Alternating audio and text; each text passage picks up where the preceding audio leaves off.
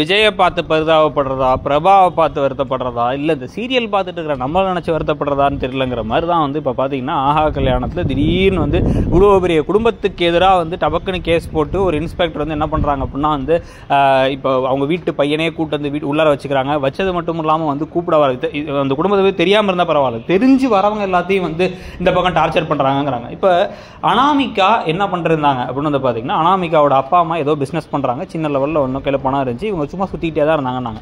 அங்கே இருந்தவங்க நேராக வந்து இங்கே போலீஸ் ஸ்டேஷனுக்கு வந்து என் குடும்பம் ஒரு பெரிய குடும்பம்னாவா, இந்த பூந்த குடும்பம், ஆனால் அவங்களுக்கு எதிராக வந்து நீங்கள் கேஸ் போடுங்க அப்படின்னா யாரை வந்தாலும் எப்படி சும்மா டேரெக்டாக எடுத்துனே ஒத்துப்பாங்க அப்படிங்கிறது நமக்கு ஒரு கேள்வி இருக்குது.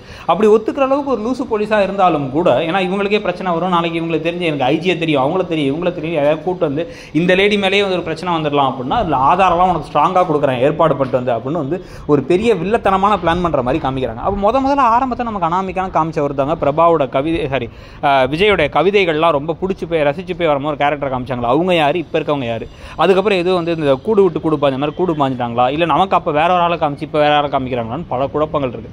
ஒரு கேரக்டர் ஆர்க், ஒரு கேரக்டர் உருவாக்கி அந்த கேரக்டர் இந்த மாதிரி தான் நடந்துக்கும் அப்படின்னு இல்லாமல் வித்தியாசமாக விசித்திரமாக நடந்துப்பாங்க. இப்போ ஐஸ்வர்யா வந்து பார்த்தீங்கன்னா ஆரம்பத்தில் சுயநலமான ஒரு கேரக்டராக இருந்தாங்க, திடீர்னு வந்து பார்த்தீங்கன்னா கம்ப்ளீட்டாக வந்து செல்ஃப்லெஸ்ஸாக தங்கச்சியை பற்றியே அதிகம் யோசிக்கிற மாதிரி மாறிட்டாங்க.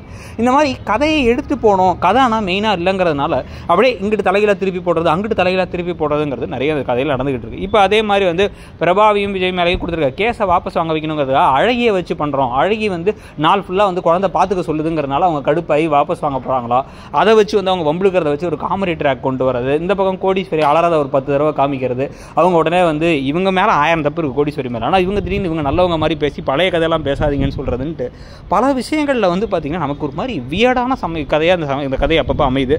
நீங்கள் என்ன நினைக்கிறீங்கிறத சொல்லுங்கள். தேங்க்யூ.